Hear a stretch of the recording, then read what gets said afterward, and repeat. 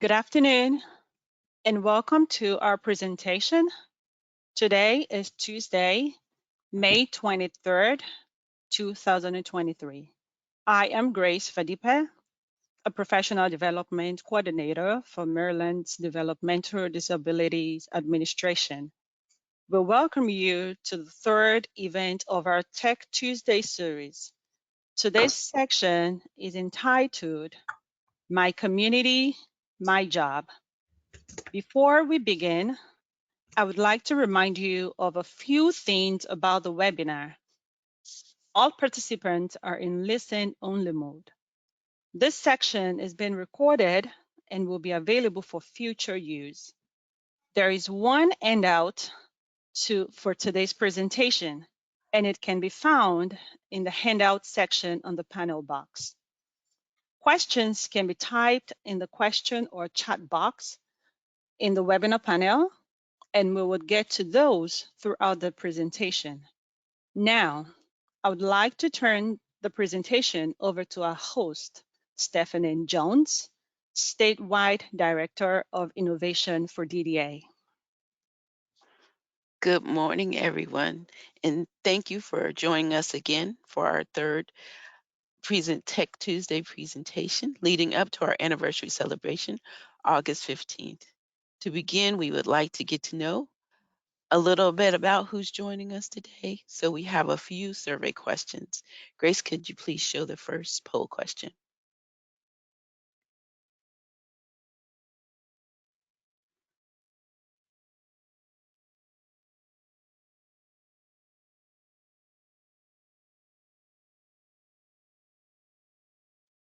Close it. Let us see the results. We got a good mixture, but a lot of people from the southern region. Welcome, everyone. Can you please show us the next question?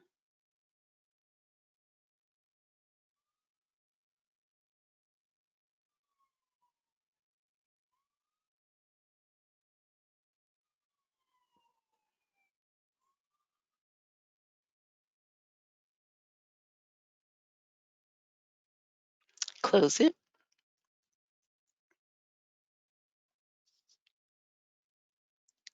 Thank you. Awesome. We have a lot of providers here. That's great. And our third question, please.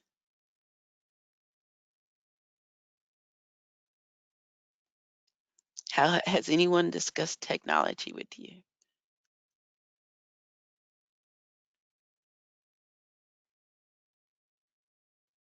And we can close that one and show our results. Okay, we're getting better. 50. We got 48% is yes. That's almost half. And hopefully by the end of the series in August, that will be closer to 100%. Thank you for those poll questions. And next, we are joined today by Harold Sloves. Harold is an innovation consultant for intellectual and developmental disability services system. He network entailing consulting, speaking engagement in multiple states. The focus of these engagements has been to shift towards integrating enabling technology supports as a primary option for people with intellectual disabilities. Excuse me. Harold is also a principal collaborator in the launch of the Technology First Alliance. TFA is a nonprofit think tank consulting and membership organization designed to be a national, international technology first catalyst. The professional chapter follows his role as director of the Division of Program Innovations within Tennessee Department of Intellectual Disabilities. During his tenure as Innovations Director, Harold led a multidisciplinary team to find and develop, test, and offer innovation solutions for people, their families, and providers. The division encompassed enabling technology, employment innovation, community inclusion, workforce transformation. During this time in Tennessee, he assumed leading role in fostering a national technology first movement through the creation of the National Consortium of Technology States.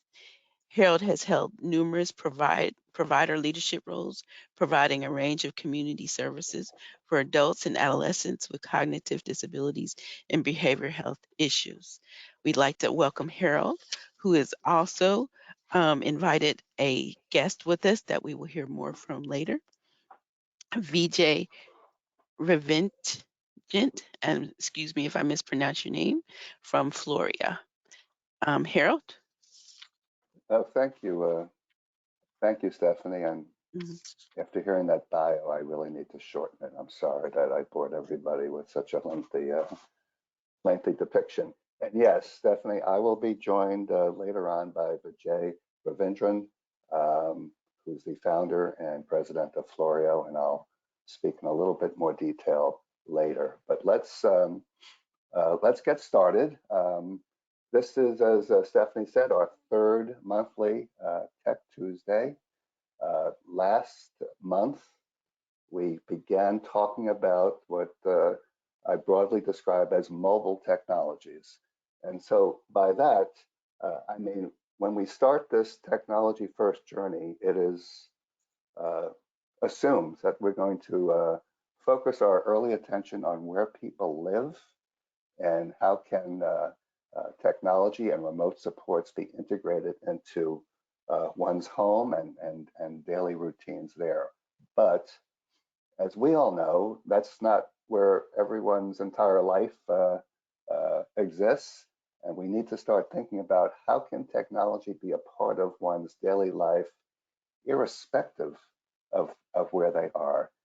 Hence, last time we talked about wearables, and also we talked about mobile technologies that can follow the person anywhere they go in life. So we're going to continue talking about that, and again, importantly, we talked about medication dispensers that people can put in their pocket and use wherever they might go. So we're going to begin that journey again today with a little bit more specificity. So Grace, next slide, please.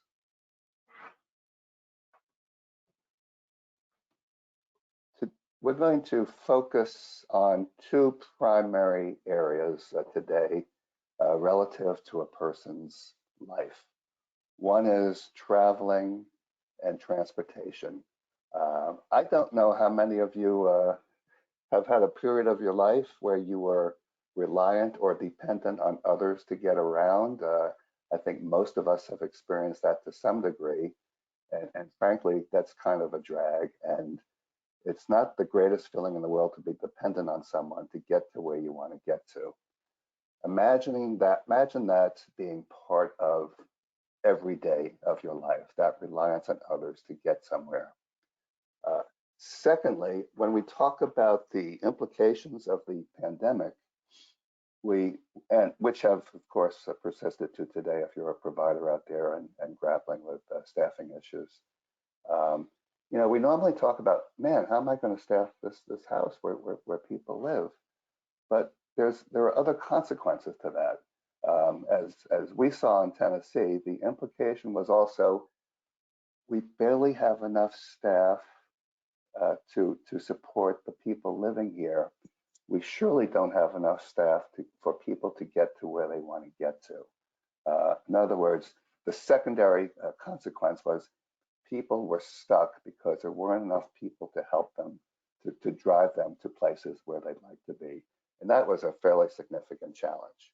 So today we're going to talk about some options relative to travel, and we're also going to talk about some pre-employment employment technology options as well. We all, as part of our normal life, have some reliance on GPS technologies and smartphones, but we need to open up the door for others with disabilities to have comparable options. Grace, next slide, please. So one of the early works in Tennessee relative to this is what we ultimately called community inclusion. Because in order to get to where you want to get to in your neighborhood or other parts of your life, that is part of being a member of one's neighborhood and community. So we launched a project in Chattanooga, Tennessee, and what was exceptional about it, to be frank, was the kind of collaboration that occurred to make this happen. So it was our state agency, our division, the city of Chattanooga, CARTA, which is the local transportation authority in Chattanooga, a provider, and ABLINK Technologies, which is really a leading innovator in our field, based in Colorado. We all came together and developed an approach incorporating technology into getting back and forth to work.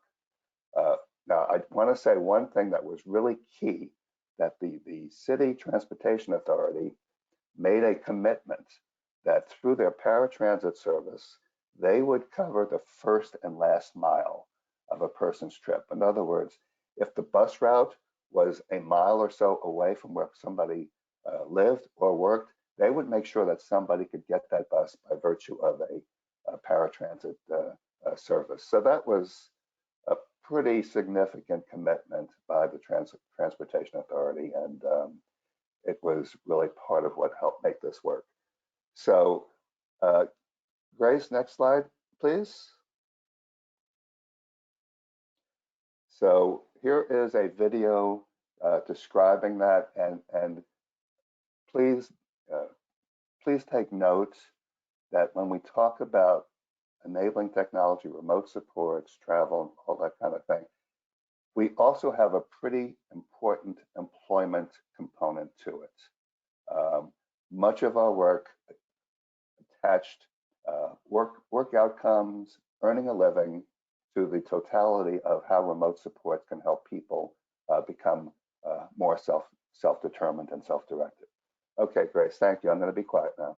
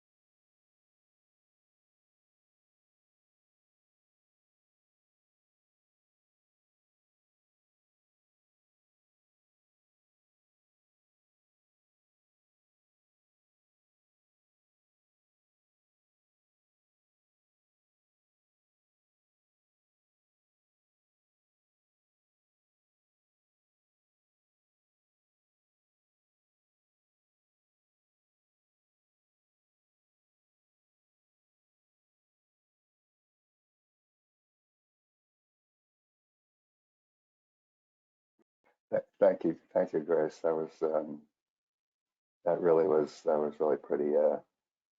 Those were exciting times in Tennessee. So Grace, if you would, can you go to the next slide, please? Wayfinder, innovation, and WAYMAP. I had the privilege of actually speaking last August at both Maryland's and DC's first proclamation of becoming technology first, and got to speak at their conferences. When I was in DC, I learned about a new technology to help people navigate in their communities.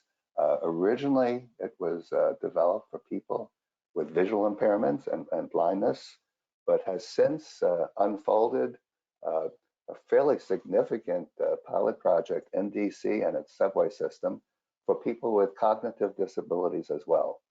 I'm not going to pretend I understand the technology, but it is no longer reliant on Wi-Fi and cell signals. As many of us know, there are some blind spots and difficulties receiving a signal if you're in a tunnel, in a subway, and that kind of thing.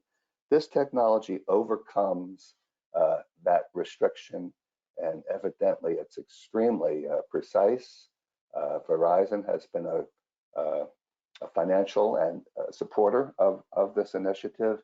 So it's pretty exciting new technology. I mentioned this actually the other day to Stephanie, and evidently she's familiar with it. And I believe they may be doing some work in Maryland as well. So I wanted to bring this new technology to your attention, and evidently it is coming into Maryland. Grace, next slide, please. So this is a quick video. It's going to just show you the origins of WAYMAP. And again, as I noted earlier, its origins were for people with visual impairments, but it has expanded well beyond that. Okay, Grace, thank you. If you would play that.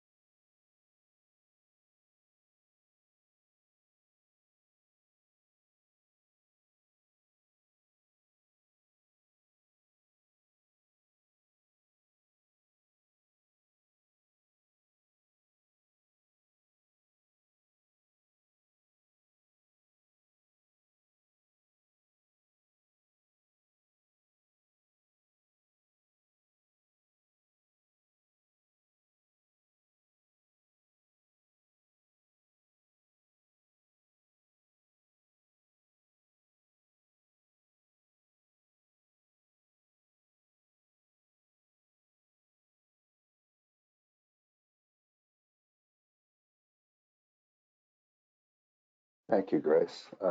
Next slide, please. I'm pretty excited to talk to you about something that's happening in Montgomery County.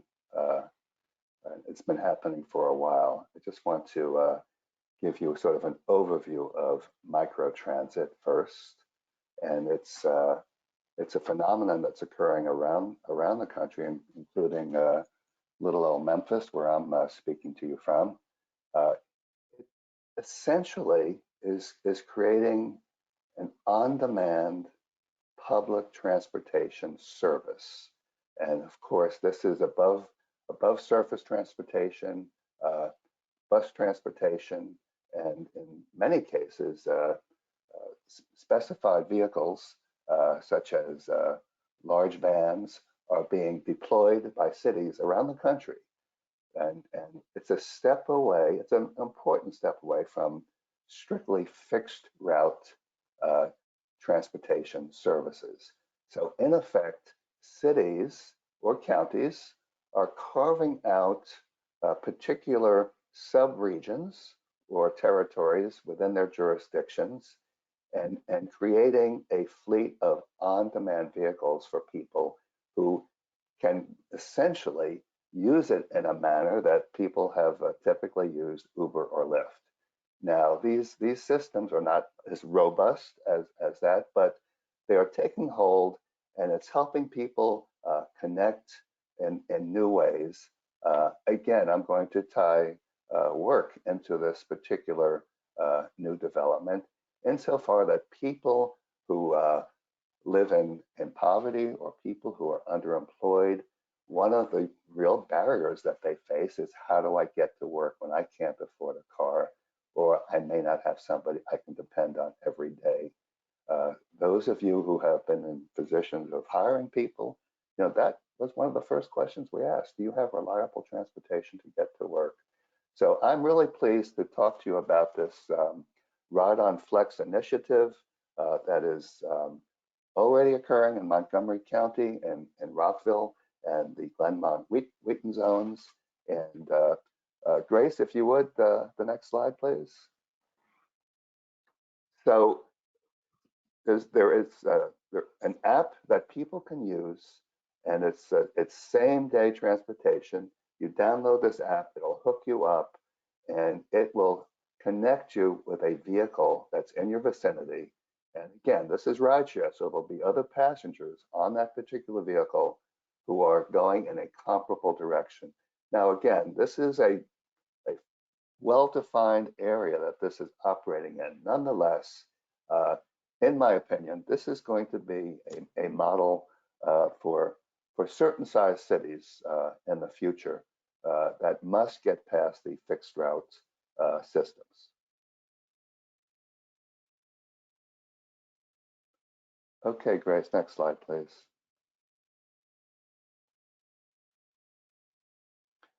So I mentioned to you that we were going to cover both travel, transportation, and work today. So I'm going to dip my toe in the pre-employment world.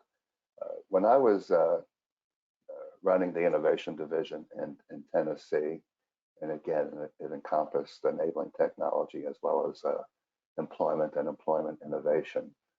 One of the early impacts of the pandemic wasn't just that people were losing jobs or and employment rates were plummeting, but nobody was even looking. People just ended their job search, which was a great concern of mine, which meant, when are we going to, what does the future look like in terms of people and employment outcomes? So we began looking at a number of pre-employment software applications that would help people plan their community-based exploration without leaving the safety of their homes, working with a coach or job developer beforehand to give them guidance. So this particular video you're going to see is specifically about that pre-employment exploration process. So Grace, would you please play it?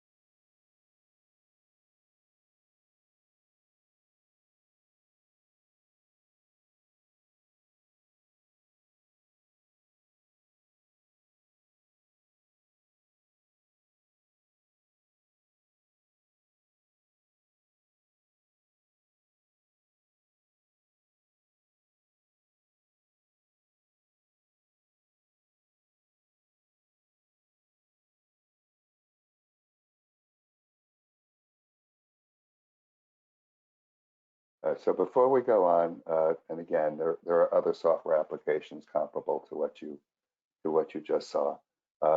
I'd like to just take a second. I've been asked to use this moment to see if there are any questions before we proceed.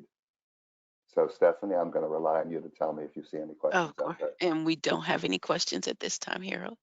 Okay, all right, thank you. Mhm. Okay, so we're going to, I'd like to take this next moment to introduce Vijay Ravindran. He is the founder and CEO of Florio, that's based down the road in the district. I got to know Vijay and his team, oh gosh, it's well over a year ago, when Tennessee was funding some pilot projects to look at how virtual reality can play a role in what is sometimes described as errorless learning and certainly risk-free learning, and to learn job skills, soft skills, travel skills, that kind of thing. The only other thing I'll add before turning it over to Vijay is that virtual reality is not, and I don't know if anybody's as old as I am out there, it's not Flash Gordon stuff.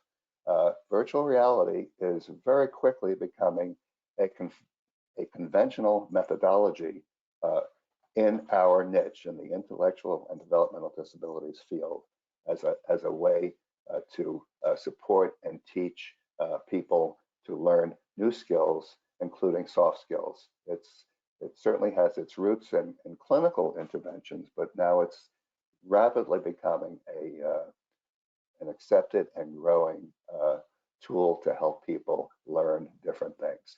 So I've gone on long enough. Vijay, the floor is yours. Thank you.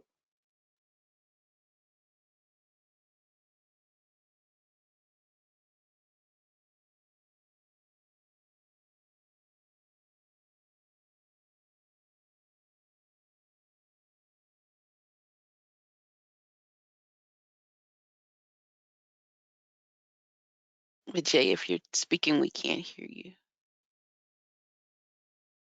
All right. Hi, my name is Vijay Ravindran, and I'm the CEO at Florio, and excited to share with Harold what we've been working on. Our product is available and on the market today, and we use mobile-based virtual reality to help teach skills. We start with a headset that can either be a commercially available headset like the Meta Quest 2 headset, which is available for gaming, runs about $400. Or you can use a smartphone like an iPhone 7 or above, and inexpensive plastic holders or goggles that cost about $20 that can use the smartphone to create a virtual reality environment. For those of you who have not used virtual reality before, in virtual reality, a headset is placed on the individual's face who's receiving the training. They're taken to a 3D environment that is powered by a display that also is sensitive to head movement. That head movement gives them the sense of presence in whatever environment is being animated and displayed to them. So what you're looking at is actually a coaching view of an individual who's about to receive training on multitasking at a movie theater. So in the Florio system, a job coach is able to coach in real time while a learner is in virtual reality. The field of view of the learners between those green bars, so right now they're looking at the register, while the coach is able to also guide them on different job responsibilities throughout this movie theater. I'm going to hit play on the video, and in this particular lesson, the learner, whose name is Stephen, is learning about multitasking, a critical skill for successful employment and one that can often elude some of the people that we care about helping get prepared. And so the job coach is able to come up to speed on the content of the lesson before hitting continue and starting. And this particular lesson revolves around managing a to-do list, which you can see here. There's a set of activities that this person's going to have to do.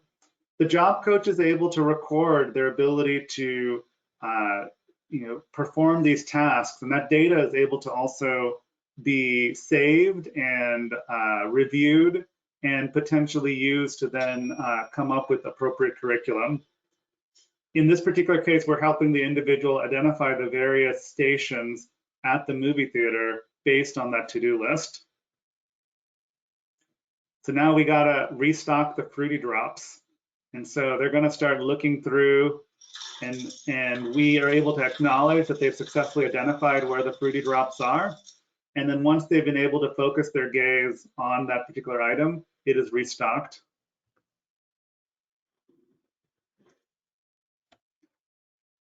I'm going to flip to another area of coaching, which is around getting to the job site. Harold talked about how important that is and showed that really cool app that's in the Maryland area. Here in Florio, an individual is able to walk through a simulation of a bus stop. They're able to pick a location they're traveling, be able to read a map. Once they've selected, in this case, that they're going downtown, they're able to identify which way to go. What's unique about the Florio system is not just content, it's content with that job coach being actively engaged throughout. They're able to traverse walking through a neighborhood to get to an appropriate bus stop. And once they get to the bus stop, they learn valuable skills like being able to read the timetable based on where they're going. Where's a safe place to wait for the bus?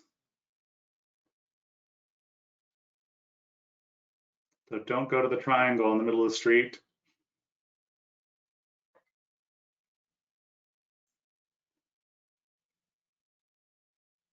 And again, all the while the coach is recording that the learner is learning these skills.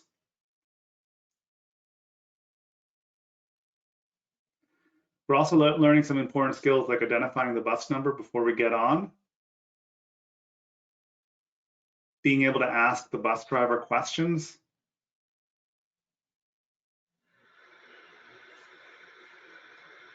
Yes, it will.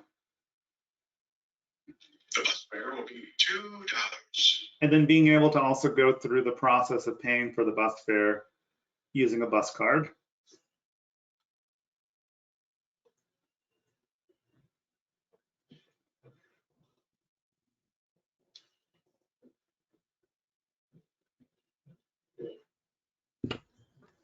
And then once it's complete, results are provided, again, for the data that could help drive what the appropriate next curriculum should be for them. These are two examples. The Florio catalog has over 200 lessons. Those lessons range from therapy for younger kids to adult job, employment, independent living skills, things like shopping at the grocery store, going through TSA lines at the airport, a whole host of activities and growing thanks to partnerships like with the state of Tennessee. More information is at floriovr.com. Before I hand back over to Harold, if Stephanie can advance to the next slide, it would be great to just show briefly. There's a quick diagram on how the system is set up, just in case it was unclear in understanding. So let's jump to the next slide.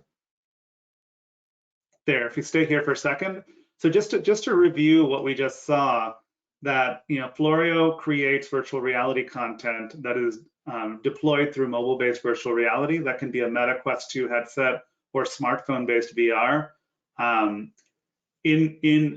Synchronously, while that individual is going through that experience, a coach is using the iPad application to be able to coach in real time, select the content, record key data, and depending on the situation, puppeteer the character so that a learner is able to interact in the Florio world, gain a life skill, and then be able to generalize that back into the real world. We're excited about the research that we've been able to do, including through an NIH Fast Track grant, where we've been able to show that teenagers and adults are able to gain these skills and retain them in the real world. I'll hand it off. We can advance the 2 slides and then hand off to Harold. Vijay, you have a question in the chat. Okay. Are Are there any, is virtual reality have any adaptations for people who are low vision or blind, visually impaired? Yeah, so that's a great question. I think the key here, so there are some capabilities in the headsets to accommodate, but I think this is still a growing area of getting to appropriate accessibility and inclusion that I think for us, one of the areas we're really interested in developing is expanding the audio in the lessons to be able to provide some of the training that would be able to facilitate those who have different levels of vision impairment. We would love to talk to providers or groups that are looking at solutions there to see if what we have right now can either be used or can be adapted to handle that. I think it's a growing area of interest in the field, but one that I'm fairly certain is not as well served as it should be yet. Thank you. You have another question. What is the success rate for learning tasks via virtual reality? You know, the reality is that it varies based on skills and the population that's being served. In the Florio NIH-sponsored randomized controlled trial, which involved teenagers and adults learning a behavioral skill. This had to do actually with law enforcement encounters and teaching someone how to be safe during a law enforcement encounter who might be neurodiverse.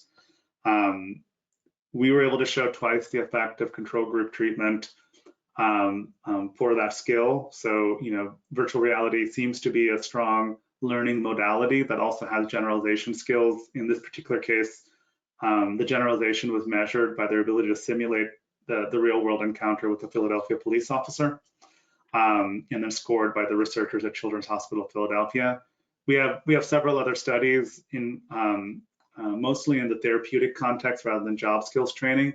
This is an area that we're interested in also partnering with organizations that would like to do research on this subject. But you know, so far our research has encouraged us that VR is an environment that the population we care about is able to learn new skills and generalize them to the real world. Okay, thank you. That's the last question so far. Jay, that was fantastic. Thank you. And just a couple of follow-up thoughts here, and that is, it appears to me that with remote coaches and virtual reality experiences by people, that it definitely this technology, virtual reality, is conforms with Maryland's definition of remote support. So that's pretty exciting. I think also, Vijay, the way that Florio collects data from each person's experience is pretty important for everyone, but both the people using it, providers, to show pretty objective outcomes and progress by people along the way. So I thought that was really cool. That was a part of what you do that I wasn't really familiar with. So I thought that was an important aspect of your work to share. So I just wanted to say thank you. Yeah, no, thank you for adding that. I'll just add, so that coaching application that I was showing through the screen share can be run either in person or in that remote learning context. And I think part of what has really fueled the adoption, we have over 120 providers now using the system, is that you know, staffing is short, and people are looking for staff, and so the ability to use remote delivery can open up staffing where otherwise you'd have access and issues for the people you're trying to serve. Thanks, Harold. You bet. Absolutely. Remote coaching, I mean, job coaches or coaches of any sort is in short supply as direct support professionals. So I agree 1,000%. So thank you again. Grace, we're going to move to the next slide in just a moment. I just want to sort of set the stage. You know, we've covered travel and transportation and pre-employment aspects, whether it's exploration, discovery, or learning skills and learning travel skills. We're going to spend a little time about actual remote coaching and employment support on the job. And so the next slide that has a video, we're going to just see one example of what's out there. But as Vijay was talking about research, I'm going to share some pretty important research as well relative to the impact and outcomes and satisfaction with remote coaching. So Grace, if you don't mind, play the next slide, which is out of Colorado, if I'm not mistaken. And then we're going to wrap it up and talk about some research. And I'm going to say goodbye and turn it over to Stephanie at that point. All right, thank you.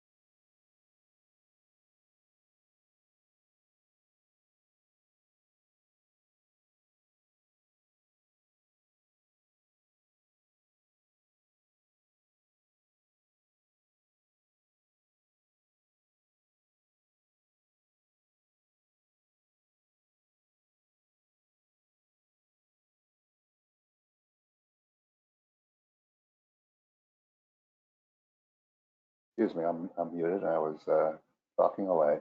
So as Vijay mentioned earlier about ongoing research and previous research, one of the things that I have found confounding is there's just not enough research out there relative to the outcomes for people using enabling technologies and remote supports. It's been kind of troubling because we believe in our hearts and intuitively that this is really making a difference, and people talk about how much more satisfied they are with how they're living their lives, but there hasn't been a sufficient amount of research to demonstrate its efficacy. So I'm going to be closing today just talking about some research that was federally funded. This was in conjunction with another company. You just saw AbleLink, and previously you saw Creatability, that looked at the impact of using what they call electronic job coaches. We call it remote coaching, in terms of improving employment experience, not just for people with disabilities, but their employers. So having said that, one, this is a big takeaway. People with intellectual disabilities prefer remote job coaches that guide them through tasks. And I have seen this time and time again. Again, it's an intuitive kind of thing that people with cognitive disabilities on the job don't want a job coach looking at them every step of the way and being draped there, or just being there because they think they need to be there. It's again, it's in our guts. We know that, and this study demonstrated that that is true. Now, I saw that there are a lot of providers out there, and as Vijay mentioned, there just aren't a lot of coaches out there. this technology, these remote supports, these remote coaches, bring with them a significant efficiency in the effort of supporting people on the job and how their time is being spent in supporting people. Job coach with each person with ID, their time was reduced by 32 hours.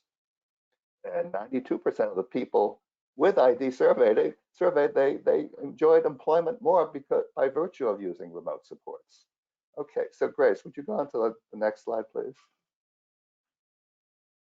So this is a summary from both job coaches and people using this technology. And Stephanie, I think at some point this particular slide might be something that can be shared with the network, because I think it's really important. I mean, they interviewed 322 people, so it was not a small survey that was conducted. So I'm going to just leave this slide up for a minute because this is, I believe, my last slide of the day. We're hitting 10 of the hour, so we're in really good shape. So Stephanie, while this slide is up, I'm just going to ask if there's any final questions for the day. Otherwise, we can wrap it up. There are no additional questions. Okay. Well, final slide, Grace.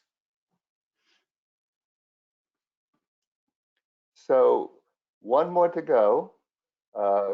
Next month, Tech Tuesday, I'm going to try to bring all this stuff together that we've covered over the last 3 weeks.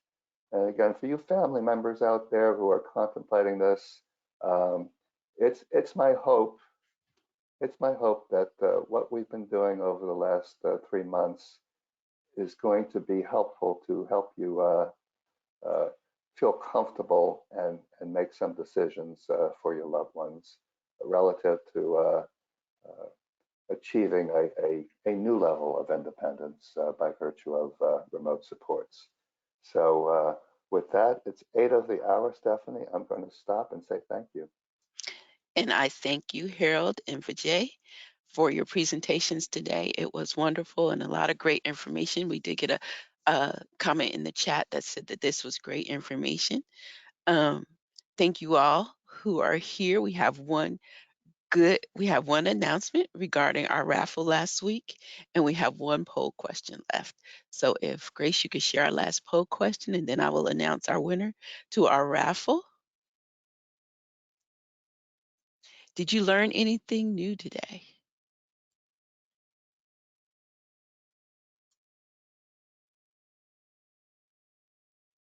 You can close and show our results. Awesome, 100%. That is great to hear and see. So without further ado, unfortunately, we don't have any sound effects for a drum roll, but our winner of last week's raffle is Tanya Booker of Chesapeake Care. If you are online, Tanya, if you'll put in the question section that you're here. If not, I will be emailing her to get her information so that we can mail her her gift card. I want to thank everyone again for joining us today. Thank our great presenters, Harold and Vijay, for their presentations. I want everyone to remember that a lot of the things you saw today are available through our assistive technology services and our waiver, and couple of the vendors that were presented today are local.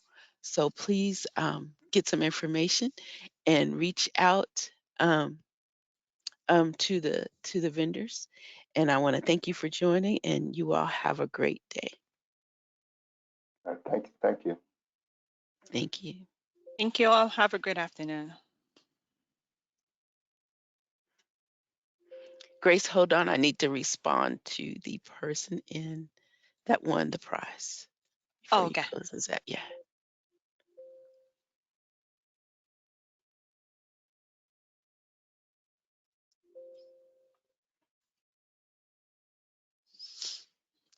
I will email her. Okay. All right. Thank you. Thank you. Bye. Bye-bye.